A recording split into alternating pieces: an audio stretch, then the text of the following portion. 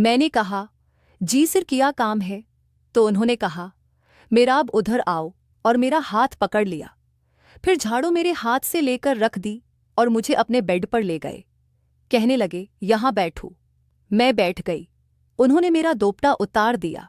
मैंने कहा, सिर ऐसा न करें, मैडम घर पर हैं, वो देख लेंगी तो बहुत बड़ा होगा। लेकिन रेहान साहब कहने लगे कि वह सो रही हैं। मैंने उन्हें दवा दे रखी है, वो देर से उठेंगी। दरअसल मैं डर रही थी। रेहान साहब लंबे चौड़े और मजबूत आदमी थे। ये सोचकर मैं वाकई खौफजदा थी, और मैं सिर्फ 18 साल की थी, जबकि रेहान 23 साल के थे। इसलिए मैं बहुत घबराई हुई थी। खैर, रेहान ने मेरी एक न सुनी और मेरे कपड़े उतार दिए और अपने भी उतार लिए। फिर वो मेरे ऊपर आ गए और जैसे ही उन्होंने दबाव डाला, मेरा जोरदार चलाने लगी। रेहान ने मेरा मन्ना दबा लिया और अपना काम जारी रखा। मैं चलाती रही, लेकिन उन्होंने एक न सुनी और अपना काम किए बगैर नहीं रखे। मेरी आंखें खुली की खुली रह गई थी। मेरी हालत बहुत खराब हो गई थी। रेहान मुझे उठने के लिए कह रहे थे, लेकिन मुझे होश नहीं था। उन्होंने मेरा हाथ पकड़कर खड़ा किया और मुझे बाथरूम ले गए। मैं बाथरूम से होती हुई आहिस्ता आहिस्ता चलती हुई वापस आई। मुझे होश नहीं था। मैं खुद से चल भी नहीं पा रही थी। मेरी तबीयत बहुत खराब थी। जब रेहान ने देखा कि मेरी हालत वाकई नासाज है, तो वो फौरा मुझे अस्पताल ले गए। वहाँ मेरा इलाज हुआ और 1 घंटे बाद मुझे घर छोड़ गए। जैसे ही मैं घर पहुंची, फरजीन पहले ही मौजूद था। उसने मुझे देखते ही कहा, क्या बात है, तुम्हारी तबीयत खराब है, चल भी नहीं पा रही। मैंने कहा, मुझे अचानक बुखार हो गया था। ये दवाइयाँ हैं। रेहान मुझे अस्पताल ले गए थे। उम्मी और फरजीन मुझे कमरे में ले गए और कहा कि आराम से सो जाओ। उम्मी ने मेरी हालत बिगाड़ दी थी। जो डर था वही हुआ। मुझे लग रहा था कि वो मेरे साथ कुछ बुरा करेंगे, और उन्होंने वही किया। उन्हें जरा भी तरस नहीं आया। खैर, मैंने चाय पी और सो गई।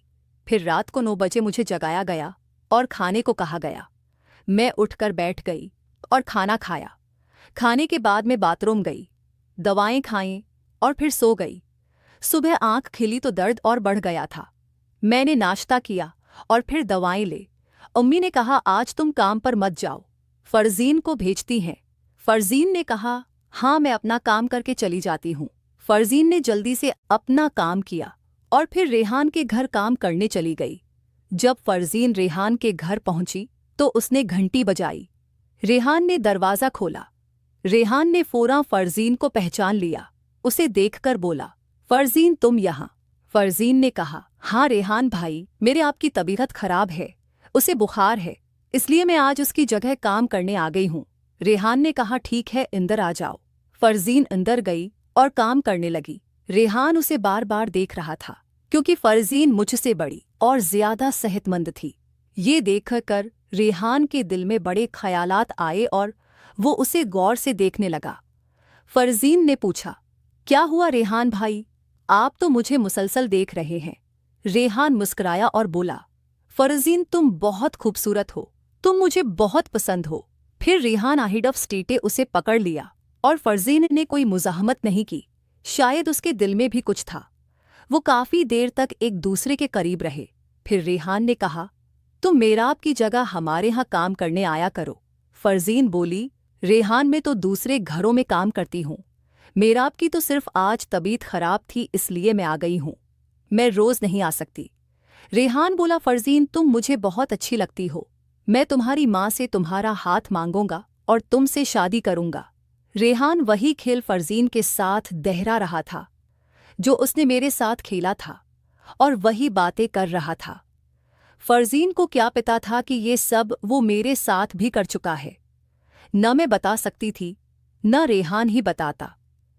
अब फरजीन के दिल में भी रेहान के लिए मोहब्बत जाग उठी।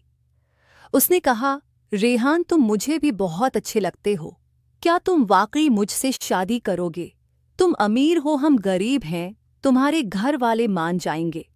रेहान ने कहा, मैं सबको मान लूंगा, तुम बस तैयार हो जाओ और कल से हमारे यहाँ काम करने आना। फरजीन बोली, देखती हूँ, अगर कल मेरब की तबीयत ठीक न हुई तो मैं फिर भी आ जाऊंगी। रेहान ने फरज़ीन के गाल पर हल्का सा थपड़ी दिया और कहा, यार तुम बहुत अच्छी लगती हो।